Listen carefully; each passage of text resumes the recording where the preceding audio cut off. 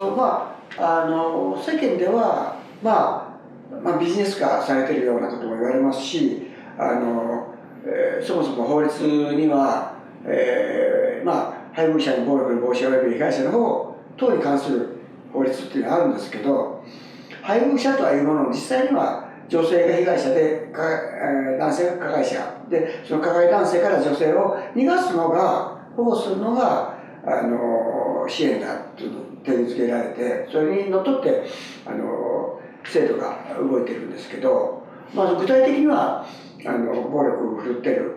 加害者に対しては保護命令が出される。で、被害者に対してはシェルターに入ってもらう。で、安全確保したところで今度離婚に向けてその法的なところに入っていくんですけど、そうやって離婚という意味ではある意味道筋ができて、それが必ずしも悪いとは言わないんですが、離婚が必要なところもあるんですが、ただ先ほど言いましたように、それぞれの持っている問題が解決しないと本当の意味での解決にはならない。で、私は離婚するしないは問題の本質じゃない。で、それでは解決しないんだ。じゃあ何が解決なんだということなんですが、私の言う解決っていうのはそれぞれが修復することなんだって。修復するのは元の際に収まるということではなくて、自分の、トラウマであったり認知の歪みであったりとか、そういう問題について自分が、自覚してその問題を終わらせていく、トラウマを終わらせ、どんな人に対しても対人スキルを持ってちゃんと関係が作れるであるとか、家族関係でもちゃんと我慢せずに言える、お互い尊重しながら関係を作っていけるっていう、そういうことができることが問題の修復、回復が終結につながることであって、離婚するだけじゃダメだ。で、逆に言えば離婚させなくてもそういうケアがちゃんとあれば離婚が終わるし、夫婦関係が良くなるんです。で、もちろん離婚が必要な場合もあります。で、その場合も離婚することによってお互いが信頼関係を作り、束縛をなくして、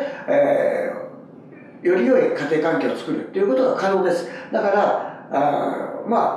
ケースによっては、あなたの場合は、離婚した方がいいよね。じゃあお互い納得して離婚するにはどうすればいいかということで十分に話し合って、お互いが傷つかないように、特に子供がいる場合は子供が悪くって傷ついたり不幸になったりしないように子供の福祉を考えてお互いが離婚するっていう、そういうことまでやるのが本来の離婚のあるべき姿なんですが、でもちろん司法の中では調停実前主義っていって、訴訟になる前に調停しなさいよっていう仕組みがあるんですが、残念ながら今の調停ではそういうジェンダーの問題とか社会病理だとか、そういう暴力の問題について調停員が何も分かってないので、いい理由に絡んでは調停ができてないんじゃないかなというふうに私は思います。そういう意味で